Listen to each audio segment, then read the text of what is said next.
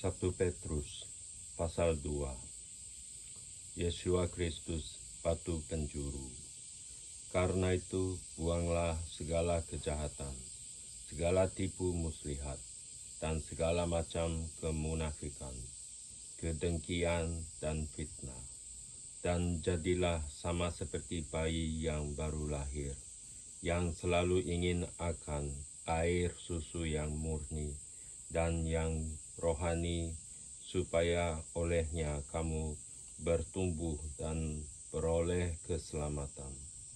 Jika kamu benar-benar telah mengecap kebaikan Tuhan dan datanglah kepadanya, batu yang hidup itu, yang memang dibuang oleh manusia, tetapi yang dipilih dan dihormat di hadirat Allah.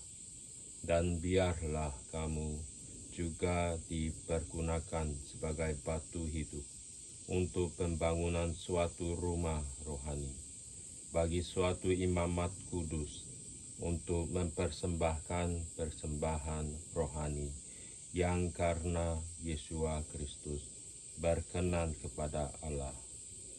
Sebab ada tertulis dalam kitab suci, sesungguhnya aku meletakkan di Sion sebuah batu yang terpilih, sebuah batu penjuru yang mahal, dan siapa yang percaya kepadanya tidak akan dipermalukan. Karena itu, bagi kamu yang percaya, yang ia mahal, tetapi bagi mereka yang tidak percaya, batu yang telah dibuang oleh tukang-tukang bangunan telah menjadi batu penjuru, juga telah menjadi batu sentuhan dan suatu batu sandungan.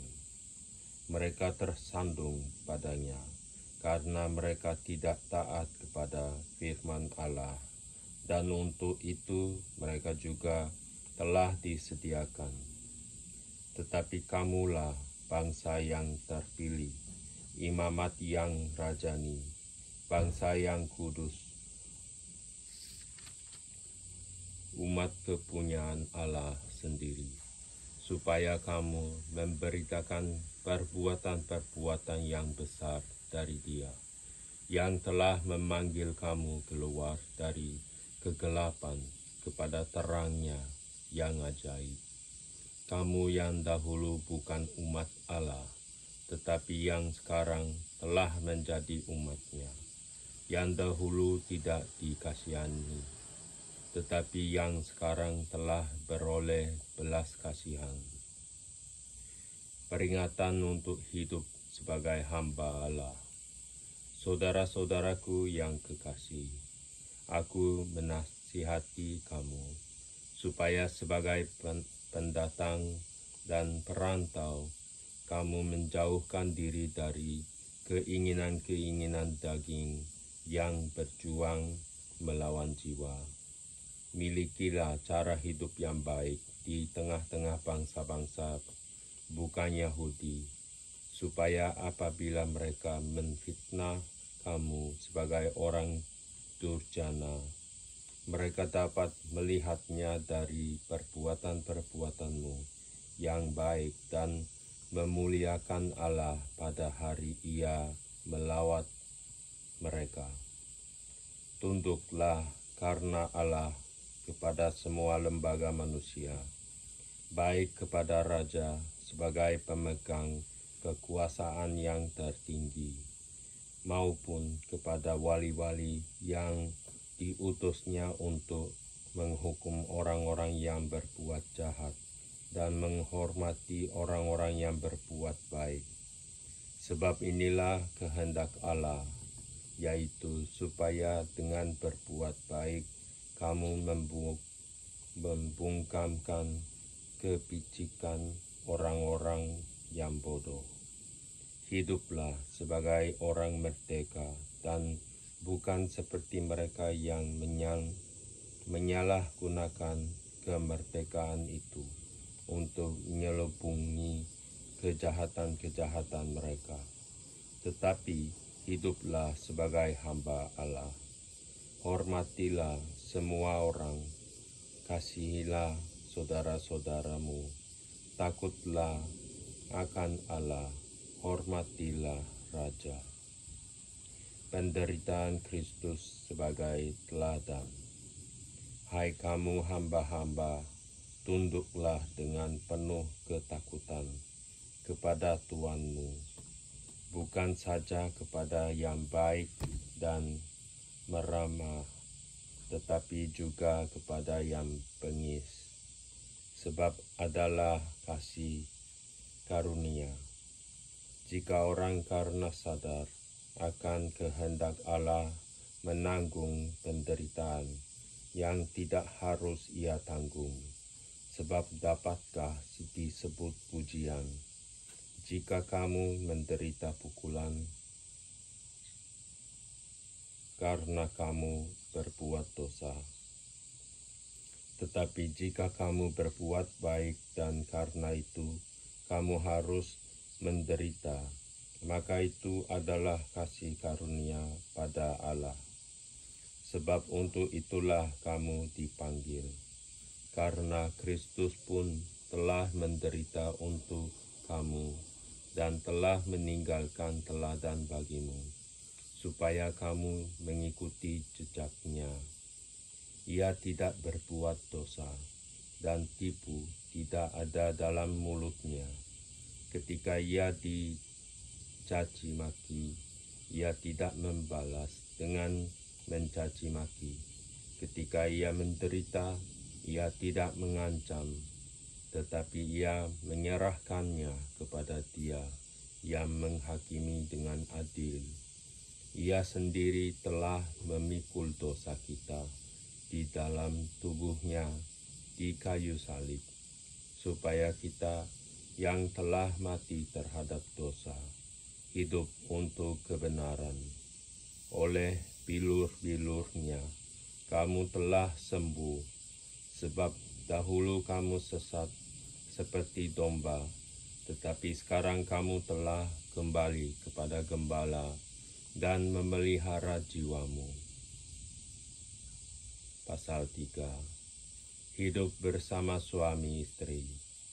Demikian juga kamu, hai istri-istri, tunduklah kepada suamimu, supaya jika ada di antara mereka yang tidak taat kepada firman, mereka juga tanpa perkataan dimenangkan oleh kelakuan istrinya, jika mereka melihat bagaimana murni dan salehnya hidup istri mereka itu. Perhiasanmu janganlah secara lahiriah, yaitu dengan mengepang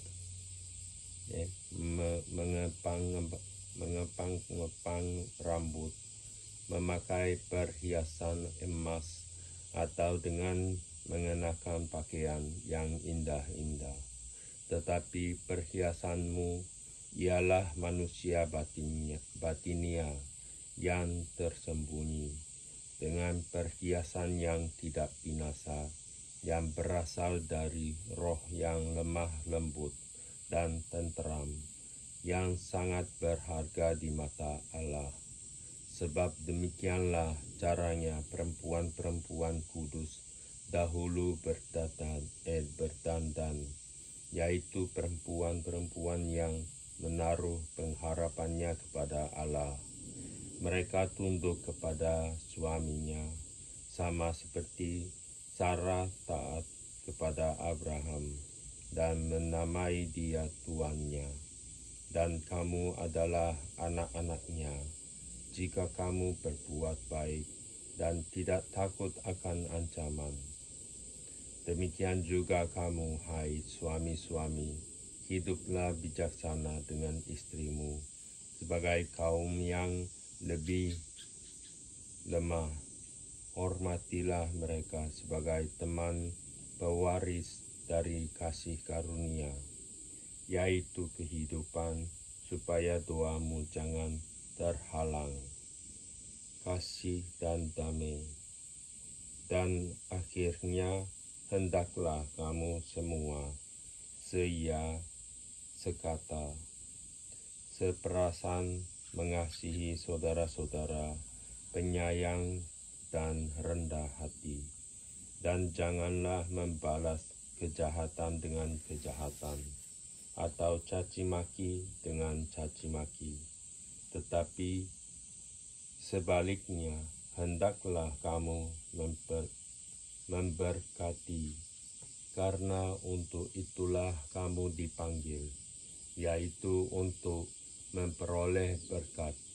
Sebab siapa yang mau mencintai hidup dan mau melihat hari-hari baik, ia harus menjaga lidahnya terhadap yang jahat dan bibirnya terhadap ucapan-ucapan yang menipu. Ia harus menjauhi yang jahat dan melakukan yang baik. Ia harus mencari perdamaian dan berusaha mendapatkannya. Sebab mata Tuhan tertuju kepada orang-orang benar, dan telinganya kepada permohonan mereka yang minta tolong.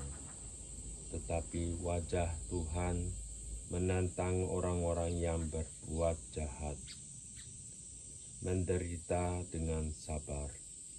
Dan siapakah yang akan berbuat jahat terhadap kamu jika kamu rajin berbuat baik?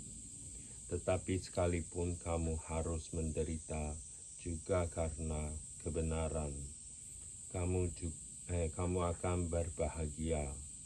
Sebab itu, janganlah kamu takuti apa yang mereka takuti, dan janganlah gentar. Tetapi kuduskanlah Kristus di dalam hatimu sebagai Tuhan, dan siap sedialah pada segala waktu untuk memberi pertanggungan jawab kepada tiap-tiap orang yang meminta pertanggungan jawab dari kamu tentang pengharapan yang ada padamu. Tetapi haruslah dengan lemah lembut dan hormat, dan dengan hati nurani yang murni, supaya mereka yang memfitnah kamu karena hidupmu yang saleh dalam Kristus menjadi malu karena fitnah mereka itu. Sebab lebih baik menderita karena berbuat baik, jika hal itu dikehendaki Allah, daripada menderita karena berbuat jahat. Sebab juga Kristus telah mati sekali untuk segala dosa kita, Ia yang benar untuk orang-orang yang tidak benar, supaya Ia membawa kita kepada Allah. Ia yang telah dibunuh dalam keadaannya sebagai manusia, tetapi yang telah dibangkitkan menurut roh, dan di dalam roh itu juga Ia pergi memberitakan Injil kepada roh-roh yang di dalam penjara.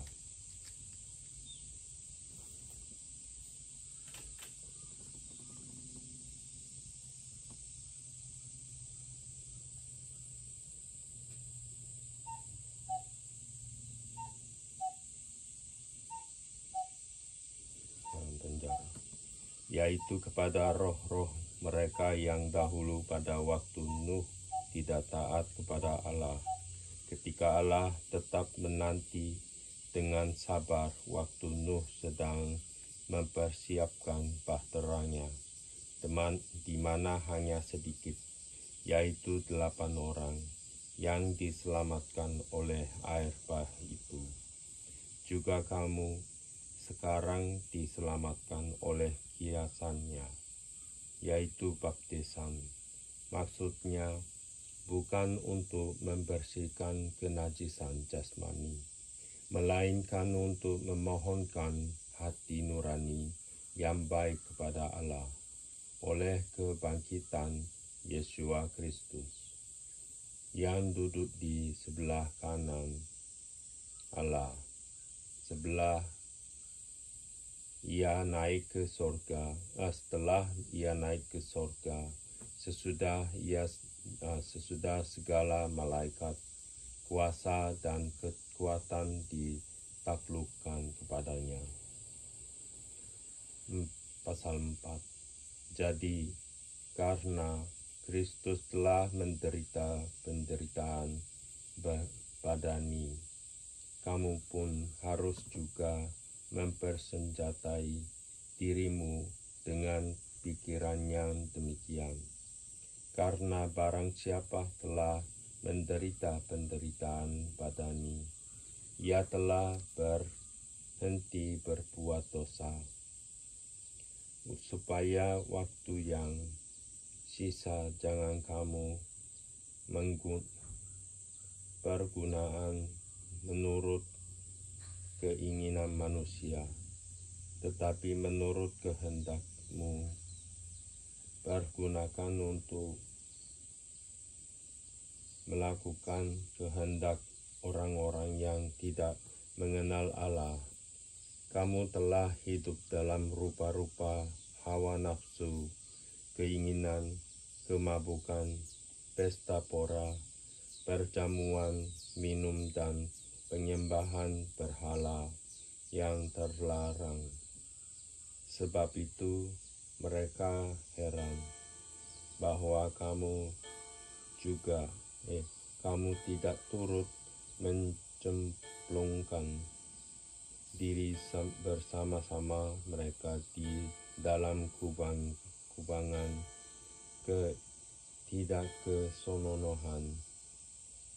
ketidaksenonohan yang sama, dan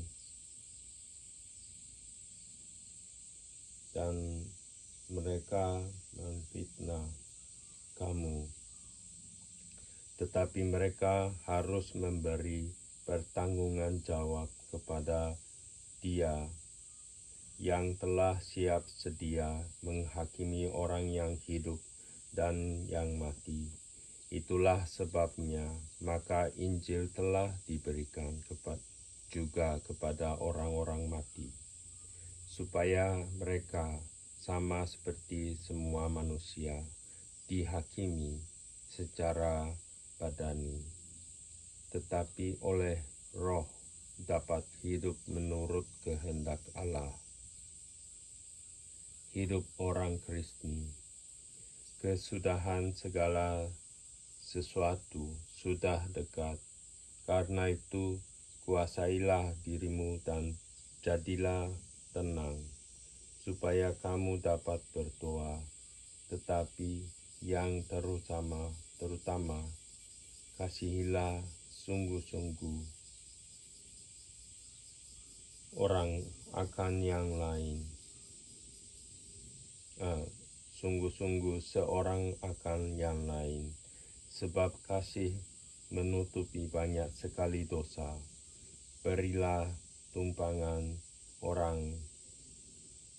seorang akan yang lain dengan tidak bersungut-sungut. Layanilah seorang akan yang lain sesuai dengan karunia yang telah diperoleh tiap-tiap orang sebagai pengurus yang baik dari kasih karunia Allah. Jika ada orang yang berbicara, baiklah ia berbicara sebagai orang yang menyampaikan firman Allah.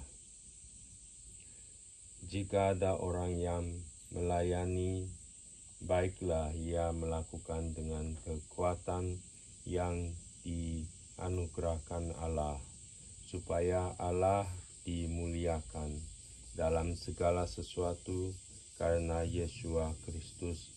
Ialah yang mempunyai kemuliaan dan kuasa sampai selama-lamanya. Amin. Menderita sebagai Kristen. Saudara-saudara yang kekasih, janganlah kamu heran akan nyala api siksaan yang datang kepadamu sebagai ujian.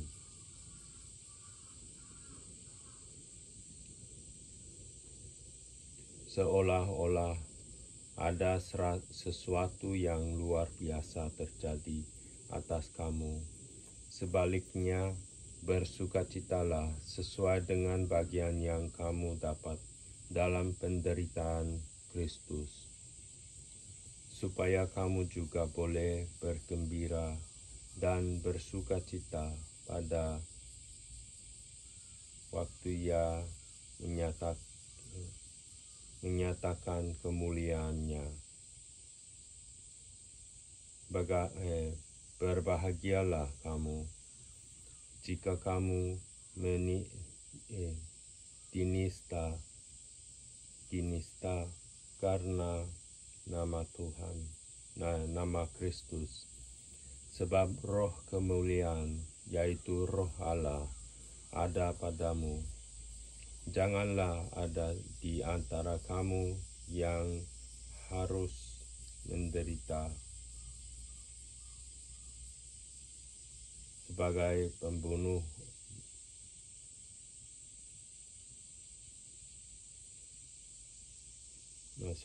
pembunuh atau pencuri atau penjahat atau pengacau.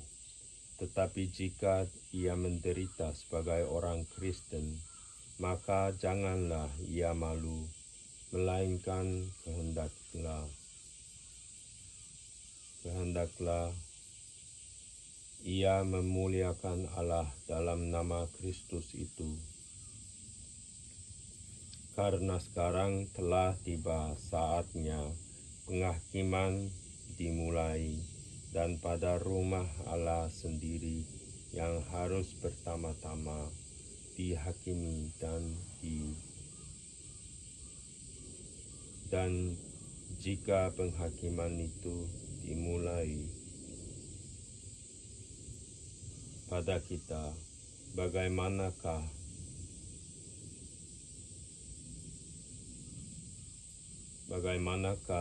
kesudahannya dengan mereka yang tidak percaya pada Injil Allah?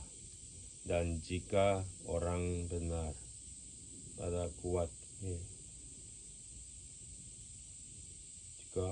benar hampir-hampir tidak diselamatkan, apakah yang akan terjadi dengan orang fasik dan orang mereka yang harus menderita karena kehendak Allah, menyerahkan jiwanya dengan selalu berbuat baik kepada Pencipta yang setia.